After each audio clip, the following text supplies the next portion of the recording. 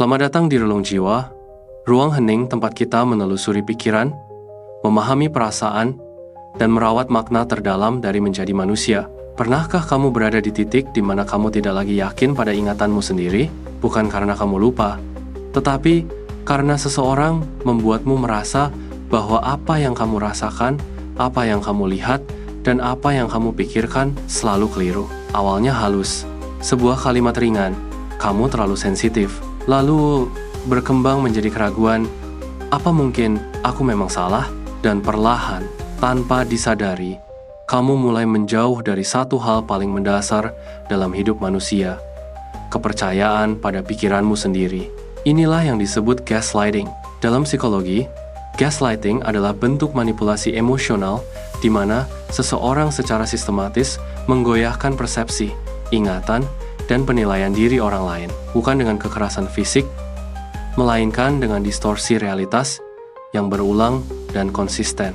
Otak manusia bekerja berdasarkan pola. Ia menyusun realitas dari pengalaman, emosi, dan makna. Ketika sebuah pengalaman terus-menerus dipatahkan oleh orang lain, itu tidak pernah terjadi. Kamu mengada-ada, itu hanya di kepalamu, maka otak mulai meragukan data internalnya sendiri. Secara ilmiah, ini berkaitan dengan kognisi dan regulasi emosi.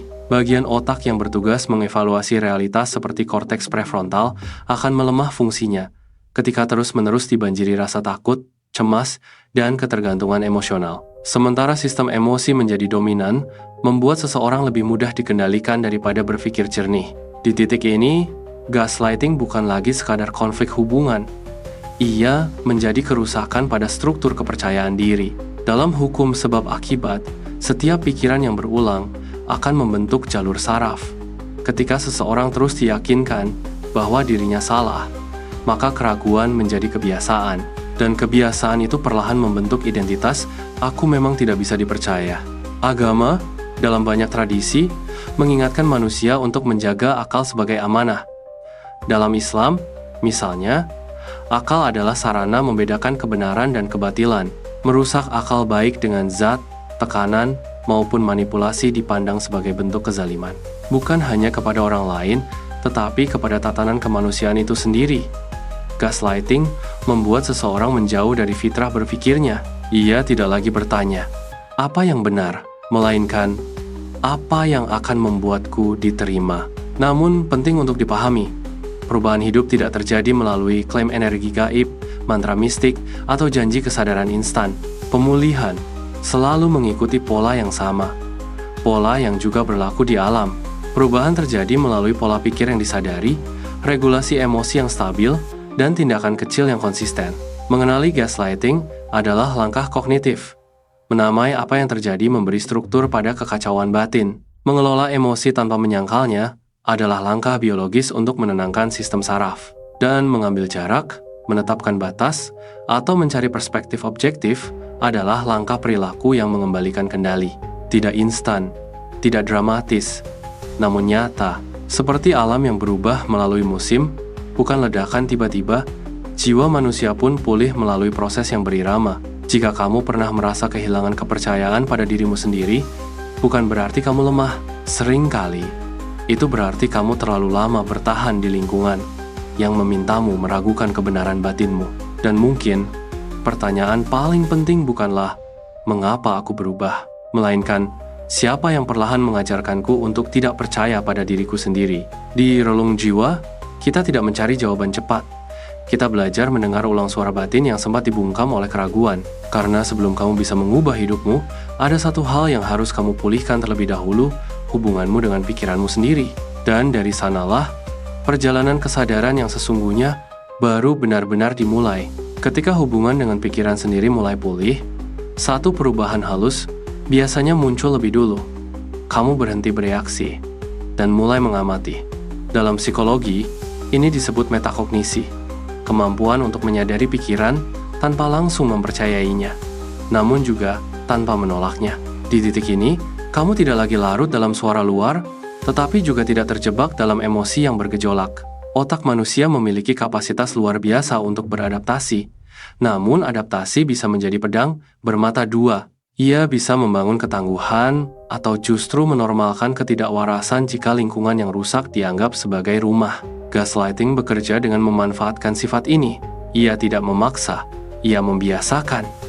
Dan apa yang dibiasakan, perlahan terasa wajar. Karena itu, pemulihan bukan tentang membuktikan siapa yang salah. Itu hanya akan mengikatmu kembali pada permainan lama. Pemulihan adalah tentang mengembalikan orientasi. Dari apa kata mereka menjadi apa yang aku pahami dengan jernih. Dalam fokus dan persepsi, perhatian adalah energi paling berharga yang kita miliki. Apa yang terus kamu beri perhatian akan diperkuat oleh otakmu. Jika perhatianmu selalu tertuju pada pembelaan diri, maka hidup terasa seperti ruang sidang tanpa akhir. Namun, ketika perhatian dialihkan pada pemahaman, pikiran mulai tenang dan makna mulai terbentuk. Agama kembali memberi kita kerangka yang membumi. Banyak ajaran menekankan muhasabah refleksi diri yang jujur, bukan penghukuman diri. Ada perbedaan besar antara mengakui kekurangan dan membatalkan keberhargaan diri. Gaslighting mengaburkan perbedaan ini. Kesadaran mengembalikannya. Disinilah sebab akibat bekerja dengan sunyi. Pikiran yang dihormati melahirkan emosi yang stabil. Emosi yang stabil melahirkan tindakan yang terukur. Dan tindakan yang terukur, jika diulang, akan membentuk hidup yang berbeda. Tidak perlu deklarasi besar. Cukup satu kebiasaan kecil, mencatat apa yang kamu rasakan, mengkonfirmasi realitas dengan sumber yang sehat, atau memberi jeda sebelum menyalahkan diri sendiri. Langkah-langkah ini mungkin tampak sederhana. Namun, justru disitulah kekuatannya. Alam semesta bergerak melalui hukum konsistensi, bukan keajaiban instan. Dan barangkali, di tahap ini, kamu mulai menyadari sesuatu yang lebih dalam, bahwa kejernihan bukanlah sesuatu yang ditambahkan ke dalam diri, melainkan sesuatu yang dikembalikan. Karena sebelum dunia membuatmu ragu, kamu pernah percaya pada pikiranmu. Sebelum suara luar mendominasi, kamu pernah mendengar dirimu sendiri. Pertanyaannya kini bukan apakah kamu bisa pulih, melainkan apakah kamu berani hidup dengan kesadaran penuh. Meski itu, berarti tidak semua orang nyaman dengan kejernihanmu. Di Rilang Jiwa, kita akan terus menyelami pertanyaan-pertanyaan semacam ini. Tentang batas yang sehat, tentang keheningan yang menyembuhkan, dan tentang keberanian untuk berdiri tegak di atas realitas yang kamu pahami sendiri. Karena ketika kamu berhenti meragukan pikiranmu, dunia pun mulai terlihat apa adanya. Dan mungkin itulah awal dari kebebasan yang selama ini kamu cari. Belum sepenuhnya selesai. Kita bisa menutupnya dengan penyelesaian yang lembut namun terbuka, agar terasa final sekaligus memberi ruang kesinambungan. Namun ada satu lapisan terakhir yang sering luput disadari. Gaslighting tidak selalu datang dari orang lain. Setelah cukup lama terpapar, ia bisa berubah menjadi suara di dalam kepala suara yang meremehkan intuisi, mengecilkan pencapaian, dan mempertanyakan setiap keputusan, bahkan sebelum dunia sempat melakukannya. Inilah fase paling sunyi, karena konflik tidak lagi terlihat. Ia berlangsung di dalam diri. Secara psikologis, ini disebut internalisasi. Otak telah mempelajari pola keraguan dan menjalankannya secara otomatis. Bukan karena kamu lemah, tetapi karena otak selalu berusaha bertahan dengan cara yang ia kenal. Di titik ini, kesadaran menjadi satu-satunya jalan keluar. Bukan kesadaran yang dramatis, melainkan kehadiran penuh pada apa yang kamu pikirkan, rasakan, dan lakukan hari demi hari. Agama mengajarkan bahwa cahaya tidak datang sekaligus. Ia hadir sedikit demi sedikit, seiring kesungguhan menjaga niat dan akal. Tidak tergesa-gesa, tidak memaksa. Karena pemaksaan hanya melahirkan bentuk lain dari kekerasan, maka barangkali tugas kita bukan melawan semua keraguan, melainkan belajar mengenali mana suara yang lahir dari pengalaman jujur dan mana yang sekadar gema dari masa lalu. Saat kamu memberi ruang bagi kejernihan, bahkan hanya beberapa detik setiap hari, struktur batin mulai berubah, dan perubahan kecil itu, jika dijaga, akan tumbuh menjadi keteguhan. Disinilah hidup benar-benar bergerak, bukan karena semesta memberi tanda, melainkan karena kamu kembali selaras dengan cara kerja pikiran, emosi, dan tindakanmu sendiri. Relung jiwa tidak menawarkan jawaban instan. Ia hanya mengajakmu duduk sejenak, bernapas, dan bertanya dengan jujur. Apakah aku masih hidup dari kesadaranku atau dari keraguan yang pernah ditanamkan padaku? Jika pertanyaan itu mulai terasa relevan, maka perjalanan ini belum berakhir. Karena setelah gaslighting terungkap, masih ada satu perjalanan yang lebih sunyi. Belajar mempercayai dirimu sendiri tanpa perlu pembenaran siapapun. Dan di sanalah pembahasan kita selanjutnya akan dimulai. Pada akhirnya, ketenangan tidak datang dari membuktikan siapa yang salah, melainkan dari berhenti memusuhi pikiran sendiri. Kamu tidak perlu menjadi sempurna untuk berhak percaya pada apa yang kamu rasakan. Cukup jujur, cukup hadir, dan cukup berani mendengar batin tanpa langsung menghakiminya. Ketika pikiran dihormati, emosi menemukan tempatnya. Ketika emosi dipahami, tindakan menjadi lebih jernih. Dan dari kejernihan itulah, hidup perlahan kembali terasa utuh. Tidak ada keajaiban instan di sini. Hanya proses yang masuk akal, selaras dengan cara kerja manusia dan hukum, sebab akibat yang sederhana namun pasti.